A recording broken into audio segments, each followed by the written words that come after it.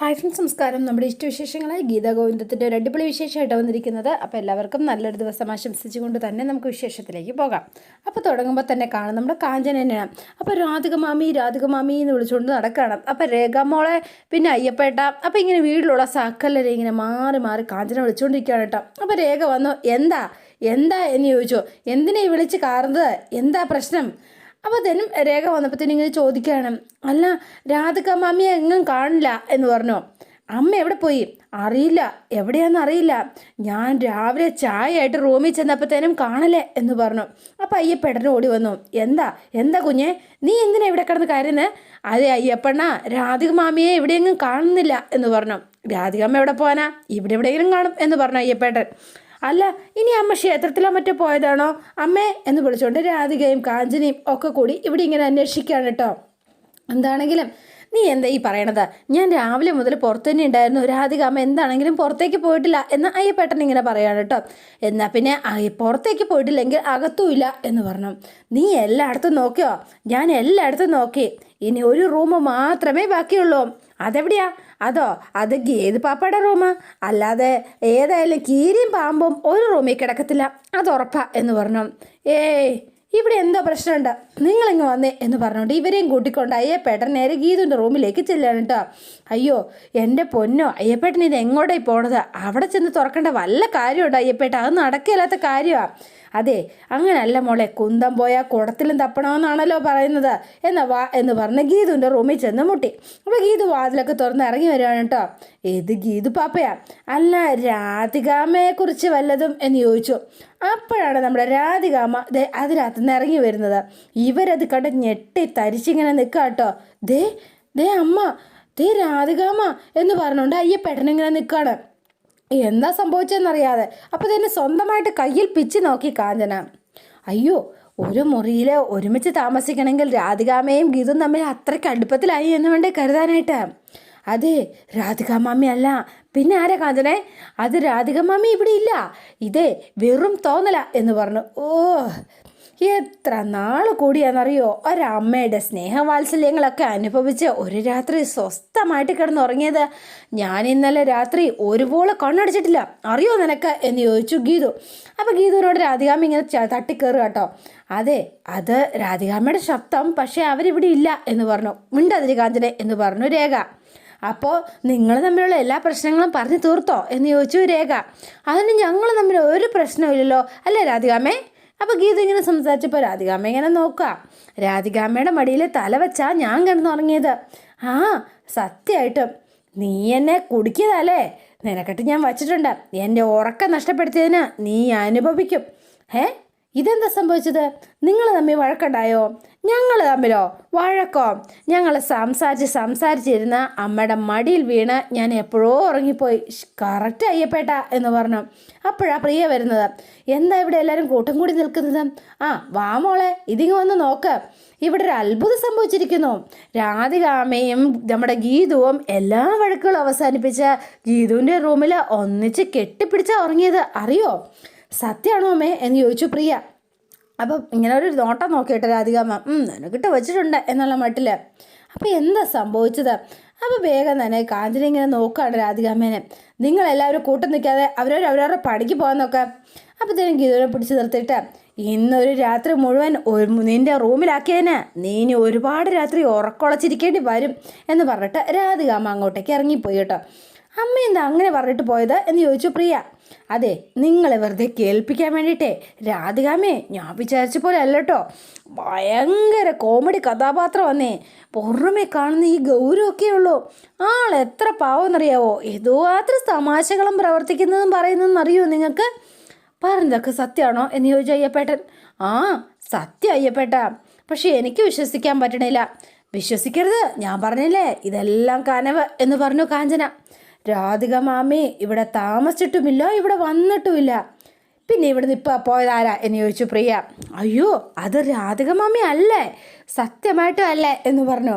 എൻ്റെ മാനസിക നില തെറ്റി എന്ന് പറഞ്ഞിട്ട് ഇപ്പം കാഞ്ചനക്കയുടെ മാനസിക നിലയാണ് തെറ്റിയെന്നാണ് തോന്നുന്നത് അല്ലേ എന്ന് ചോദിച്ചു ഗീതു. ചേച്ചി ശരിക്കും അമ്മ കോംപ്രമൈസ് ആയോ എന്ന് ചോദിച്ചു. ഇനിയും ഞാനത് പറയണം? അതെ, ഞങ്ങൾ രണ്ടുപേരും കൂട്ടുകൂടിയെന്ന് ഇവിടെ ആരെ അറിയിക്കേണ്ടെന്നോ, പുറമെ ശത്രുക്കളെ പോലെ പെരുമാറിയാൽ മതിയെന്നും പറഞ്ഞു. നിങ്ങളായിട്ട് ഇപ്പോൾ തൽക്കാലം ആരോടും പറയണ്ട എന്ന് പറഞ്ഞു. അതെ, അപ്പോൾ പ്രിയ ഇവിടുന്ന് പറയാൻ വിടാൻ വേണ്ടിയിട്ടാട്ടോ. പിന്നെ വേറൊരു കാര്യം കൂടി പറഞ്ഞു കേട്ടോ, കണ്ണേടനെ കൊണ്ട് ഡിവോഴ്സ് പെറ്റീഷൻ പിൻവലിപ്പിക്കാമെന്നും പറഞ്ഞിട്ടുണ്ട് എന്ന് പറഞ്ഞു.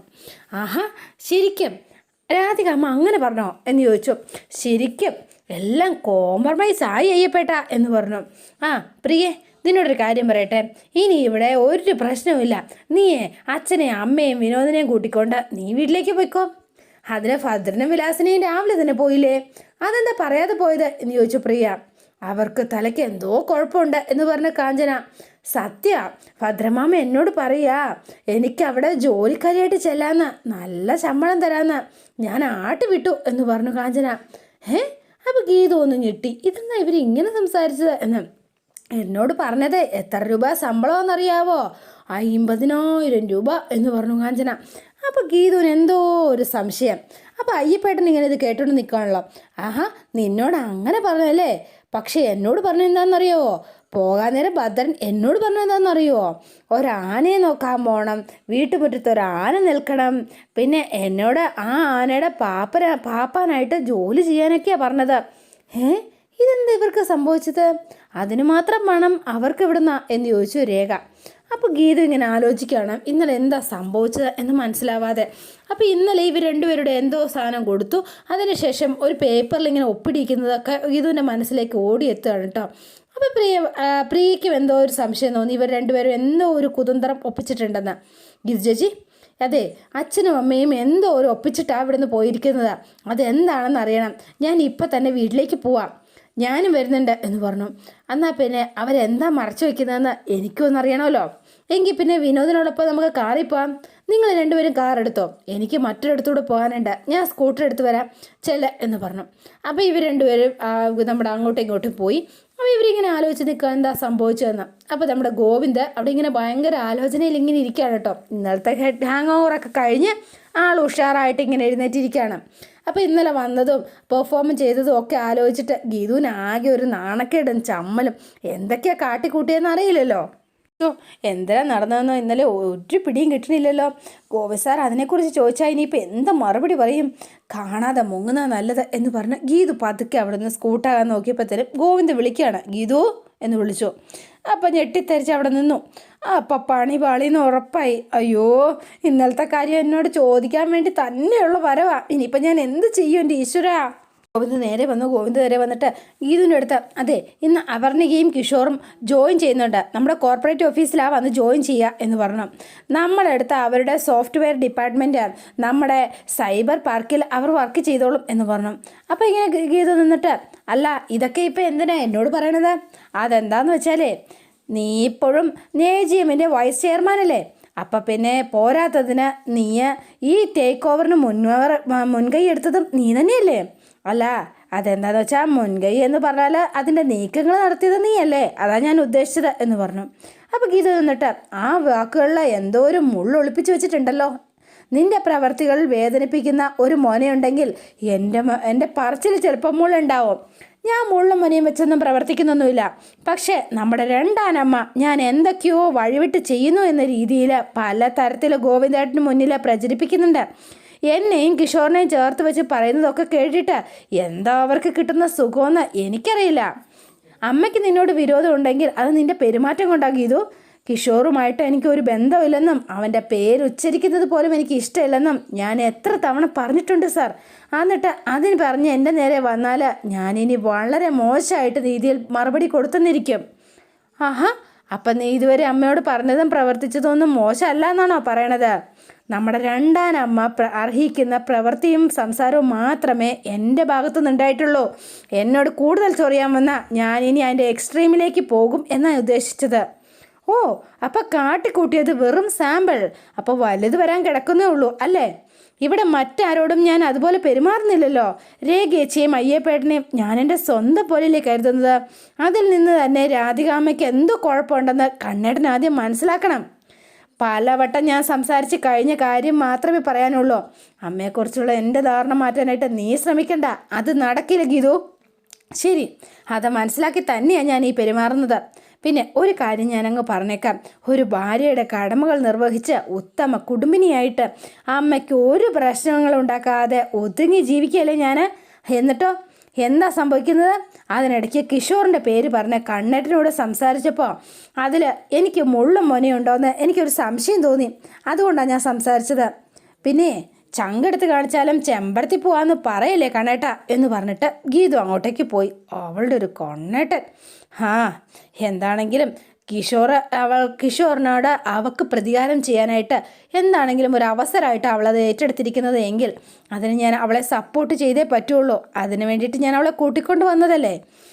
ഗീതുവിനെ കൊണ്ടുവന്ന എൻ്റെ ഒരു കടമ തന്നെയാണത് എന്ന് ഇങ്ങനെ വിചാരിക്കണം. പക്ഷെ എന്തൊക്കെ ചെയ്തിട്ടും അവൾക്ക് എന്നോട് ഒരു വിലയില്ലാത്തതാ. കഷ്ടം. ഇനിയിപ്പോൾ എന്ത് ചെയ്യാനാ എന്ന് പറഞ്ഞുകൊണ്ട് ഗോവിന്ദ് അങ്ങ് പോയി. അപ്പം നേരെ ഗീതു റൂമിലേക്ക് ചെന്നു. എന്നിട്ട് ആലോചിക്കുന്നത് കിഷോറിനെ കുറിച്ചാണ് കേട്ടോ. അപ്പം കിഷോർ തന്നോട് പെരുമാറിയ മോശമായി പെരുമാറിയ ഒരു കാര്യം ഓർത്തപ്പം ആകെ സങ്കടമായി. കിഷോറിനോട് പോലുള്ള ഒരു നീചരോട് പ്രതികാരം ചെയ്യാൻ ഈശ്വരൻ എൻ്റെ കാൽ കീഴിൽ അവനെ കൊണ്ട് എത്തിച്ചിരിക്കുക. ഇനി എൻ്റെ ഊഴ. ആ ചതിയനോടുള്ള പക തീർക്കാനായിട്ട് ഇവിടെ ഈശ്വരനായിട്ട് അവതരിച്ചിരിക്കുന്നത് ഗോവിന്ദ് സാറാണ് എനിക്ക് കൂട്ടായിട്ടുള്ളത് എന്ന് പറഞ്ഞ് ഗീതു ഇങ്ങനെ കണക്ക് കൂട്ടി തന്നെ ഇരിക്കുക കേട്ടോ. എൻ്റെ മനസ്സറിഞ്ഞതുപോലെ അവനോടുള്ള കണക്ക് തീർക്കാനായിട്ട് ഗോവിന്ദ് സാറ് വളരെ തന്ത്രപൂർവ്വം തന്നെ കിഷോറിനെ നിയന്ത്രിക്കാനുള്ള ചുമതല എന്നെ ഏൽപ്പിക്കാൻ ശ്രമിക്കുകയാണ്. അത് ഞാൻ അംഗീകരിച്ചേ പറ്റുള്ളൂ. ഞാനത് അക്സെപ്റ്റ് ചെയ്യണം. ഈ അവസരം എങ്ങനെയെങ്കിലും എനിക്ക് നന്നായി തന്നെ വിനിയോഗിക്കണം. കുറ്റബോധം കൊണ്ട് തല താഴ്ത്തിയേ ഇനി അവൻ എൻ്റെ മുന്നിൽ നിൽക്കാൻ പാടുള്ളൂ. ഒരിക്കലും തല ഉയരാൻ പാടില്ല അവൻ്റെ എന്നൊക്കെ ഗീതു ഇങ്ങനെ മനസ്സിൽ നിരൂപിച്ച് വെച്ചിരിക്കുകയാണ്. ഇനി തീരുമാനിച്ച് തന്നെ ഇറങ്ങി. കിഷോർ ആദ്യമായിട്ട് ഓഫീസിൽ വരുമ്പോൾ ഞാൻ അവിടെ ഉണ്ടാവേണ്ടതല്ലേ? ഉണ്ടാവണം. കിഷോർ, ഇനി മുതൽ നീ എൻ്റെ അടിമയാ, വെറും അടിമ. എൻ്റെ വിരൽ തുമ്പിൽ നിന്നെ ഞാൻ ഇനി വട്ടം ചുറ്റിക്കുക, ഇത്ര വരപ്പിക്കും. അവനെ നേർക്കുനേർ കാണുന്നതിന് മുൻപ് മറ്റു ചില മുന്നൊരുക്കങ്ങൾ നടത്താനുണ്ട് എന്ന് തീരുമാനിച്ച് ഗീതു ഇങ്ങനെ നിൽക്കുകയാണ്. പിന്നെ നമ്മൾ കാണുന്നത് നമ്മുടെ ഭദ്രനെയും വിലാസിനെയാണ്. അപ്പോൾ ഇത് 2 ബോഡി ഗാർഡ്സിനെയൊക്കെ വെച്ചിട്ടുണ്ട് 2 പേരും.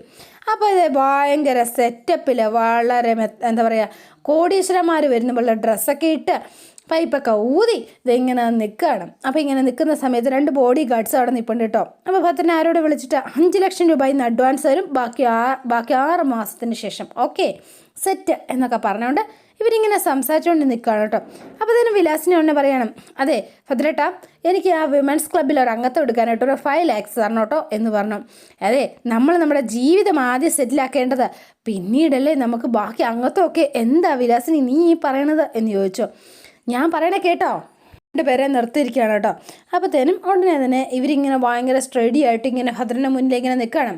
ഗോഡ്സ് എന്ന് വിളിച്ചപ്പോൾ യെസ് സാർ എന്നൊക്കെ പറഞ്ഞ് തിരിഞ്ഞു വന്നു. ഇനി ഞാൻ പറയുന്ന കാര്യങ്ങൾ കണ്ണും കാതും കുറിപ്പിച്ച് നിങ്ങൾ കേൾക്കണം. അയ്യോ അതെങ്ങനെയാ സാർ എന്ന് ചോദിച്ചു. ഇവരെ പോലൊരു മണ്ടന്മാർ. ഞാൻ പറയുന്ന ആദ്യം അങ്ങോട്ട് കേട്ടച്ചാൽ മാത്രം മതി.